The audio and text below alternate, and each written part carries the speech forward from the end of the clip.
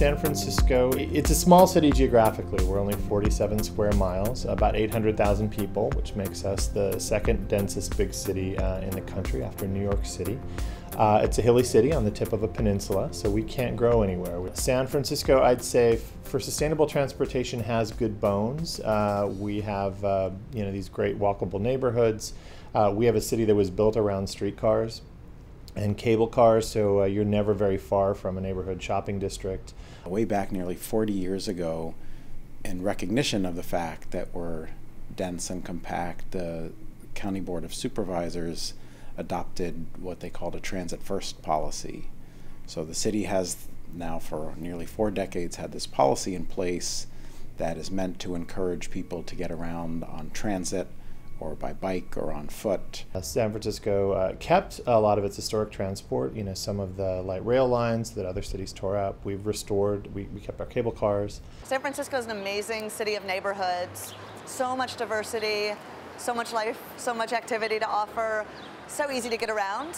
It's a beautiful place to bicycle, it's a beautiful place to walk, but it really is a city that's kind of always changing, always kind of reinventing. There's this idea that this tactical urbanism, which we've been quite good at. What can we do at a low cost with stuff that's reversible, with paint on the street, with bollards, the kind of the cheap stuff. And everything in San Francisco these days is a pilot, which is great. It's kind of showing that we're innovative. It's also showing that we're not quite sure what we want to commit to as a city.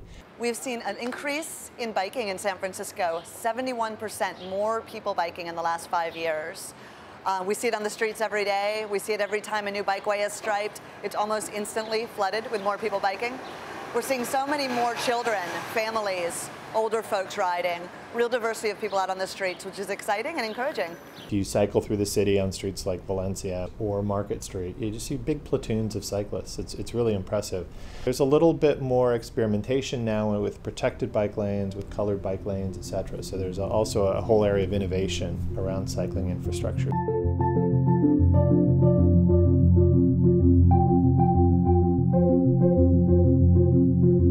One of the things I'm really excited about is a real increase in the amount of traditionally car space on the street being converted to people space, whether that be parklets for sitting, relaxing, having a coffee, reading the paper, or talking with friends, or bike parking corrals. Parklets have been a great addition to the city. So parklets are these basically low-cost extensions of the sidewalk. So you just put a platform of some sort out into the street next to the sidewalk and create a little outdoor space. And they allow the businesses to sort of adopt the space as a park where you can put tables and chairs and just have a nice space for people to gather, but it is public.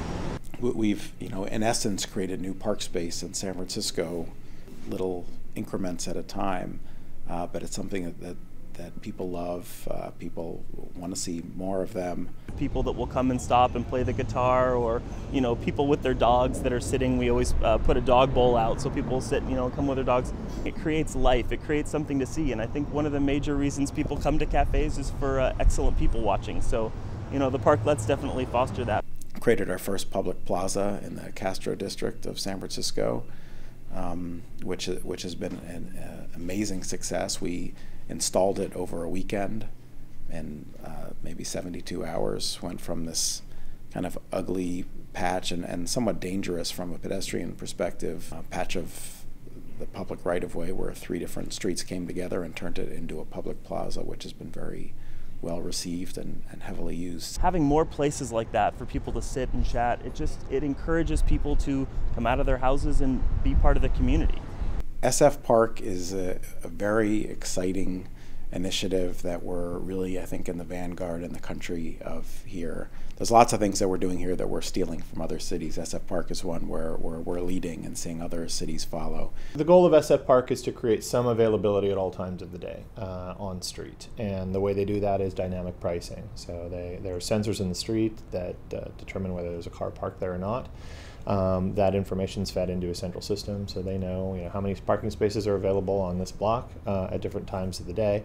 Based on that information, the price of the street parking is adjusted up or down. Making it easier for people to find and pay for parking has been very well received. Our parking meter revenue has gone up and our parking citation revenue has gone down, and they've pretty much balanced each other. What's good is that we're making money through the meter as opposed to through the ticket book. And people like that. Nobody likes getting a ticket.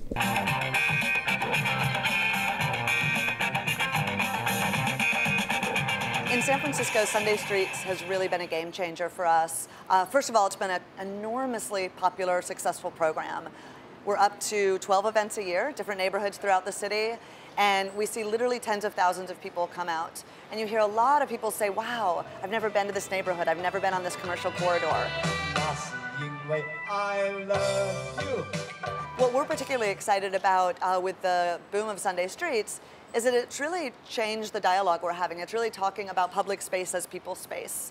There are business owners, there are neighborhood groups, there are decision makers who really didn't understand the idea of shared public space for people, for walking, for biking, for skipping rope, for hula hooping, for dancing, until Sunday Streets came and really showed them real time what it could be.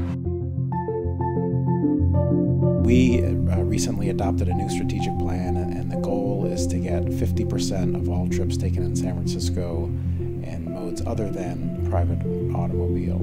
The city has set an official goal of 20% of trips by bicycle by the year 2020. Just in the last year and a half, the city has striped more than 20 miles of new bikeways. I think what's next are going to be, how do we take this great and very successful, well-received innovation? How do we turn those into, kind of more solid improvements that are going to attract more people to transit, walking, and cycling?